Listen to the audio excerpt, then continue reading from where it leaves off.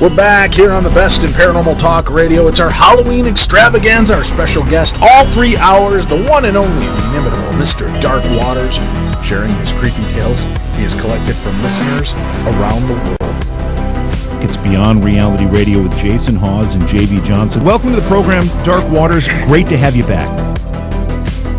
We're going to dive straight into the interview with Dark Waters. And it's one of those things that I could literally, it's one of those channels kind of like Netflix. If I get on your channel and just push play and just leave it and just listen, I could listen for hours and hours and hours.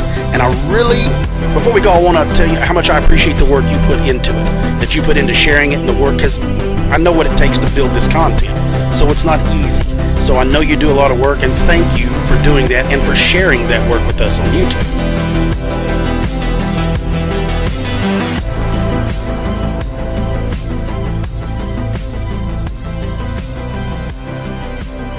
Don't turn out the lights just yet. We are only getting started. You are now listening to the King of Horror, Dark Waters.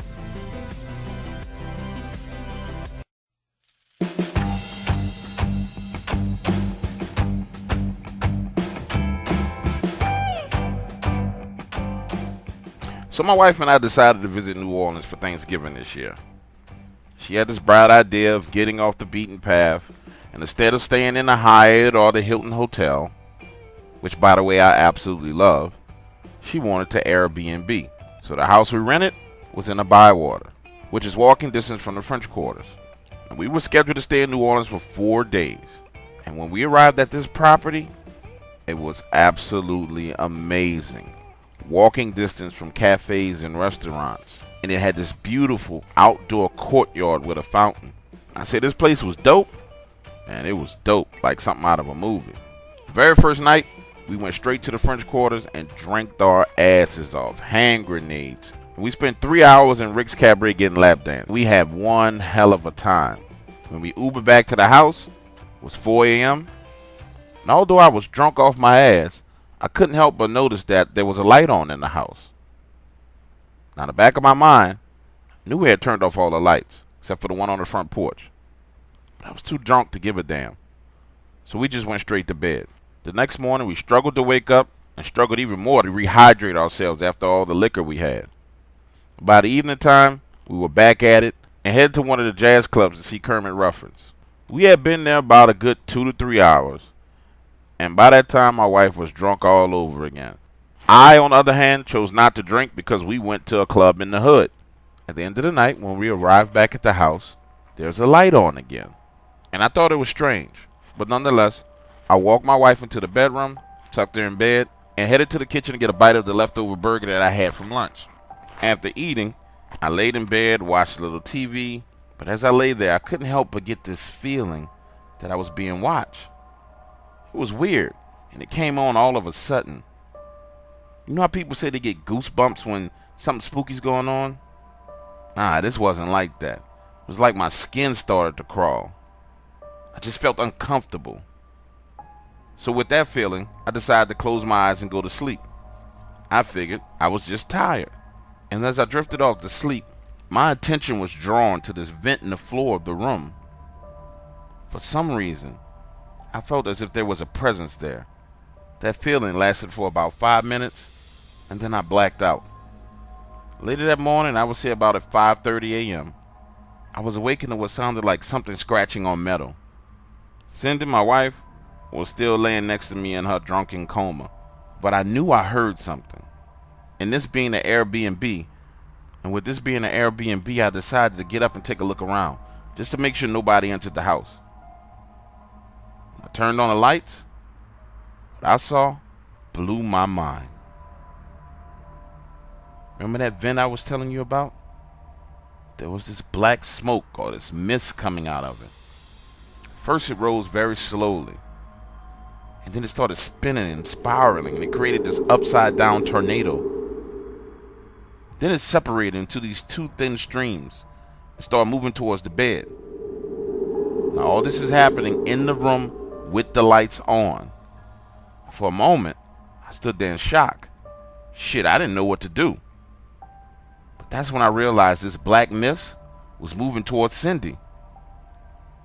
I quickly jumped on the bed, grabbed her, and yanked her from under the covers. Her heels hitting the floor as I dragged her out of the bed. This violent motion woke her up, and I think I heard her. She started to scream, and while all this is going on, I watched that same black mist move straight back into the vent. Now my wife is drunken, hurt, and pissed the fuck off. But I look her dead in the eyes and said, "Baby, get your shit. We're going to a hotel right now." She insisted on asking me why. I told her I would explain it to her later. We grabbed as much as we could get, and we got the hell out of there. When we arrived at the hotel, I told her what I saw and what was going on. And during this conversation, she revealed something very, very frightening to me. You see, my wife thought we had made love that night, but we didn't. I had put her in bed, watched TV, and fell asleep. I'm convinced that we encountered an incubus. Never told this story to anyone, Dark Waters. But to this day, my wife will not sleep without me spooning her.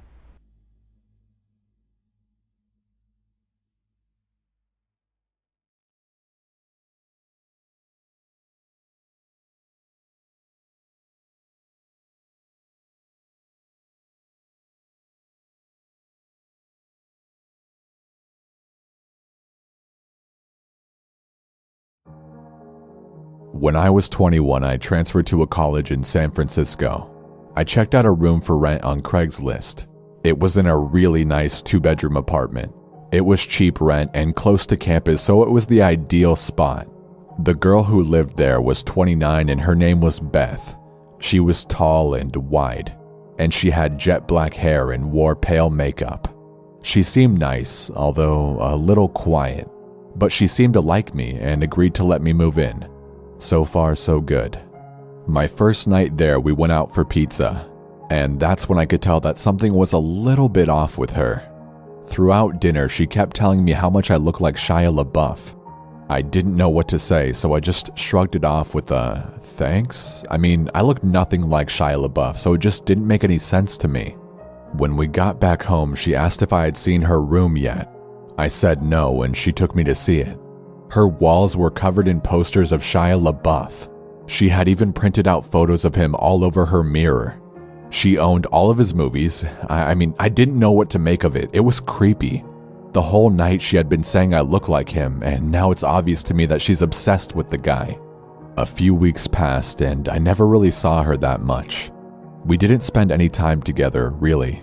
She would come home from work and practically run to her room. She would spend the whole night in there. She had this really creepy high-pitched giggle, and I would hear her giggling through the walls at night. I wondered what the hell she could possibly be doing. Occasionally, she would come out and talk for like 2 minutes, and then she would always be slurring her words, so I suspected she was drinking a lot. Sometimes she wouldn't say anything, and she would just stand in the hallway and watch me in the living room. I would turn and see her and be surprised and say something like, "Hello, Beth." And then there would be this long, awkward pause, and she would just give out her creepy, high-pitched giggle. It was uncomfortable being around her. She gave me the chills. One night, I woke up at around 2 a.m. because I heard what sounded like the front door being unlocked. I came out of my bedroom, and all the lights were off, but I could still see Beth standing at the front door. She had her face against it, and she was turning the lock back and forth over and over again. And every time she turned the bolt, she mumbled my name. Max. Max. Max. Seeing her standing in the dark and mumbling my name really freaked me out. And it doesn't help that she kinda looks like a bigger version of the girl from The Ring. I just quietly went back to my room and tried to sleep.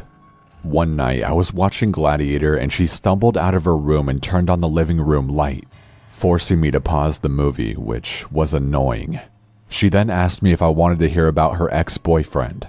It was an uneasy segue into the topic, but I just said sure and then awkwardly sat back to listen to her. 10 minutes into her story and she was extremely riled up. She was screaming at the top of her lungs about their breakup. I was worried that the neighbors were going to call the cops, and she wasn't listening to me when I was asking her to lower the volume. Amidst all of her screaming, one thing she said really freaked me out. She was in such a fit and she yelled that she'll slit his fucking throat. That was a big game changer. Suddenly, I had no idea what this girl was capable of. I mean, she was practically a stranger, and everything I had seen was becoming alarmingly disturbing. After a few more minutes, she told me thanks for listening and started doing her giggle. I got out of there pretty fast and went to my room to go to sleep. I had a pretty unsettling feeling about being in the house with her. And what's worse is that there was no lock on my bedroom door. I pushed the edge of my dresser in front of it to act as like a little barricade. I woke up in the middle of the night to the sound of my dresser scraping against the floor. Beth was pushing the door open. I turned on my light, shouting at her to stop. I could see her through the opening of the door. She was so drunk and had this insane look in her eyes. I pushed the door closed and yelled at her to go to bed. I could hear her walk back to her room, but I couldn't fall back asleep. The next morning when I went out into the hallway, my heart dropped. I saw that one of her steak knives was on the floor by my door. I got goosebumps all over my arms. All I could think about was her saying she would slit that guy's throat. I confronted her about it, and she said she didn't remember trying to push my door open. She said she didn't even remember telling me about her ex. I had enough. My lease was month to month, so I found a new spot and moved out. About a month after I moved out, she contacted me. I was at the movies and my phone was off. When I got out, I turned my phone on. And to my shock, I received 40 plus text messages that she had sent me over the past 2 hours. They were all just insane texts that ranged from everything between, "Hi, how are you?" to, "I fucking hate you." It was insane. I didn't respond and I never heard from her again. I always wonder if I hadn't set my dresser in front of my door, would she have quietly crept into my room and slit my throat? It freaks me out.